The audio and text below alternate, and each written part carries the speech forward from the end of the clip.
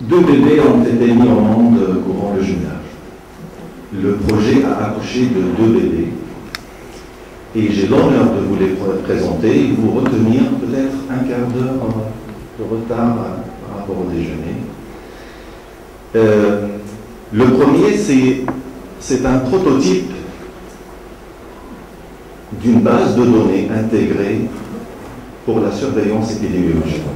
Je dirais juste un mot d'histoire de comment ça a été organisé cette activité. Je passe la parole à nos experts qui vont nous présenter leurs produits. L'activité a débuté en octobre 2009 par un atelier qui a regroupé l'ensemble des acteurs de la surveillance épidémiologique du ministère de la Santé.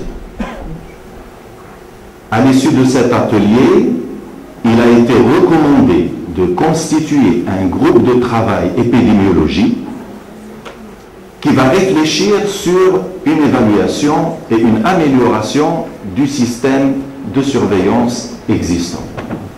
Monsieur le secrétaire général a désigné par lettre de mission un groupe dans lequel étaient représentées toutes les structures centrales et régionales concernées par le système et par la surveillance. Les premiers travaux de ce groupe, ou le premier livrable qui a été délivré par ce groupe, était le recensement de tous les supports de notification et les supports d'information inhérents à la surveillance épidémiologique. Et ce travail, il ne s'est pas arrêté seulement sur le recensement de ces supports, mais aussi un travail collectif d'analyse et d'analyse de points forts et de points faibles de ces fiches et toutes les mesures qui pourraient aider à leur mise à jour, révision, intégration et informatisation. Sur ce premier travail, nous avons été appuyés par monsieur le professeur Selmi jusqu'à la restitution le mois de mai 2010. Après ça, il nous est paru essentiel ou indispensable d'associer un expert épidémiologiste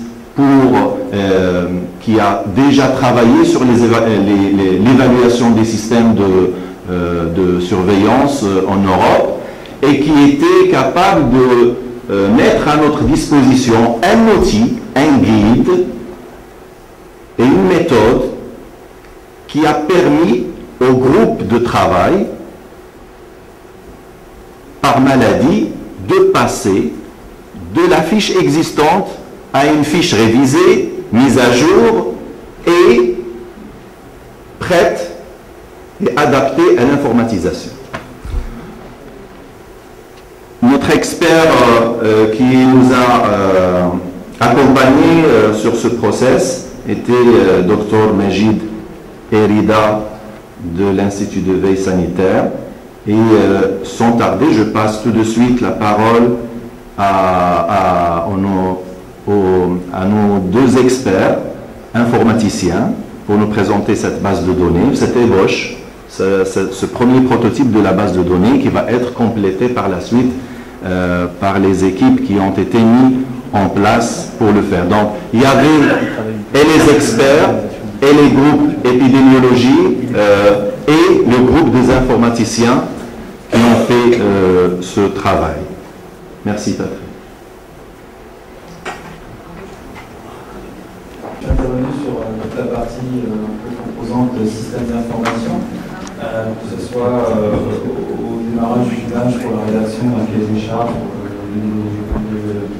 des listes pour les logiciels de laboratoire. Et donc ensuite on est intervenu sur la partie système d'information pour le projet de base de données épidémiologique de surveillance. Donc en fait, un petit peu le contexte, on vient de le rappeler.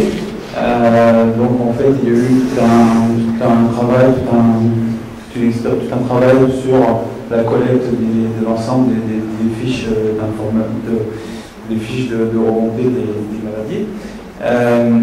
Et donc on a identifié donc, beaucoup de formats de fiches différentes qui ont fait l'objet du travail d'un CD.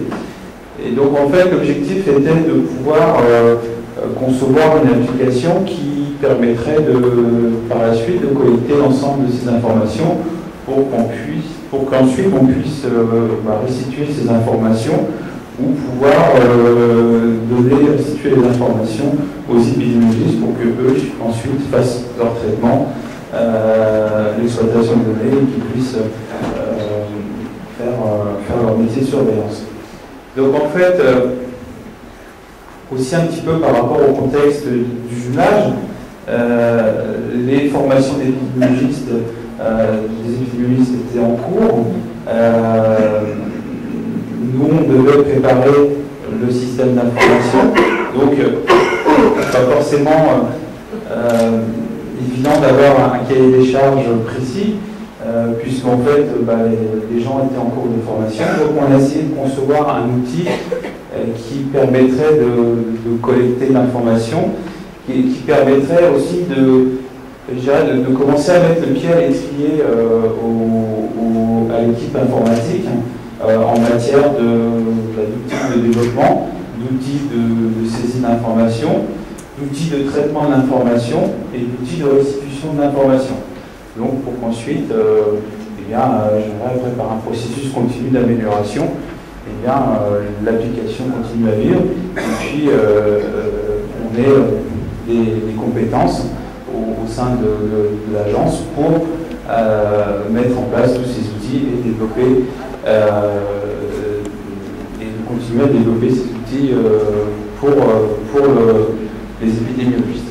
Donc en fait, le principe du site d'application, c'était, on avait vu aussi un peu sur le terrain qu'il y avait eu beaucoup de développement ou de petites applications qui étaient spécifiques à certains programmes et qui ensuite n'étaient pas forcément maintenus ou évolués ou n'étaient pas diffusés au niveau national. Donc on est parti tout de suite sur développer une solution qui serait sur un support internet, donc qui permet déjà en termes de diffusion, d'administration, de pouvoir toucher l'ensemble du pays et puis d'avoir une administration centralisée, en plus sur des technologies qui se font maintenant de plus en plus. Ensuite, on a choisi de faire un développement sur alors on ne va pas rentrer dans la technique informatique, mais sur des technologies robustes, c'est-à-dire qu'on est parti sur des développements support Java et J2E, donc qui sont des technologies robustes et éprouvées et qui sont utilisées dans tous les gros projets actuels menés dans le monde. Et aussi avec ces types d'outils, on va disposer d'un ensemble de bibliothèques, de fonctionnalités. Donc en gros, une boîte d'outils énorme qui va nous permettre de pouvoir répondre à l'ensemble des applications.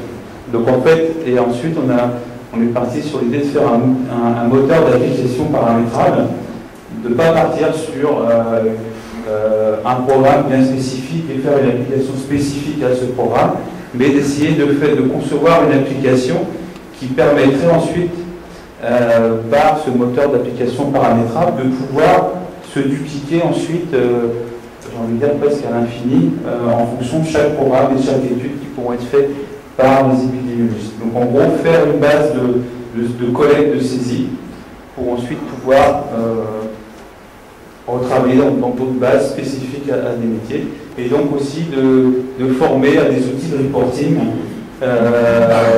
l'équipe informatique pour pouvoir restituer l'information sous format de synthèse, de rapport, de mail, ainsi de suite. Donc en fait, le schéma de l'application, pour faire très vite, on a une base de données générique donc, qui va nous permettre de pouvoir collecter l'ensemble des informations. Éventuellement, on va pouvoir avoir d'autres sources de données, hein, comme des fichiers Excel qui peuvent être construits par rapport à des demandes. Ensuite, on va intégrer tout ça. Ces données-là vont être travaillées avec ce qu'on appelle un ETL, donc un extracteur de données, sur lequel on va pouvoir aussi appliquer des règles métiers spécifiques. Et ensuite, on va les injecter dans des bases de données spécifiques à chaque maladie qui auront été, je dirais, définies et construites par rapport à nous, ce qu'on appelle la composante métier, donc c'est-à-dire les épidémiologistes. Et ensuite de ça, eh bien, les outils d'extraction de reporting et de consultation de données qui seront spécifiques à chaque maladie. Donc là, on va essayer de vous faire une petite démonstration d'application. Donc,